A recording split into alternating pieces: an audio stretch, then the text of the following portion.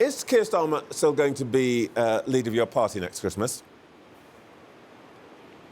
Of course, absolutely. As I said, people will really start to see and feel the change in their pockets. Keir's got a very clear vision for making sure that people can really deal with the cost of living, that public services will get back on their knees, on their feet. And he's building a Britain that is one that is tolerant, that is open, that is confident in itself, and that is really about renewal and investment in young people, as opposed to the division and the decline of the opposition. And I've sat around that cabinet table, and there is a team there that are ruthlessly focused on delivering on their day-to-day basis, whether it's the NHS, whether it's education, whether it's defence, whether it's housing. This is a team behind him that's determined to deliver on the promises that we made last year and to support a Prime Minister that's got a clear vision for a renewal of this country against division and decline that the opposition offer. Delivery, clear vision, all the rest of it. The electorate doesn't seem to be buying it. He is the most unpopular Prime Minister still since they started counting these ratings. Is that why you're allowing councils to put off elections until next year?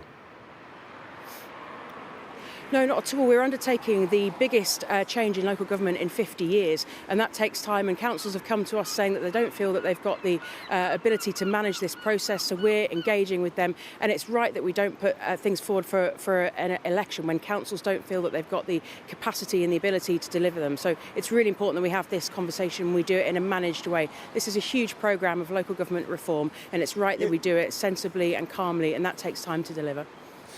You know, if I were interviewing somebody in Latin America or Africa and they said what you've just said to me, you'd already be saying banana republic, speechifying about the dangers of authoritarianism. If the government were to find that there was some complex reorganisation going on, for example, somebody might have pledged to get rid of the House of Lords and they might be deciding to do that in 2028. Might that be a reason to put off a general election in 2028-29?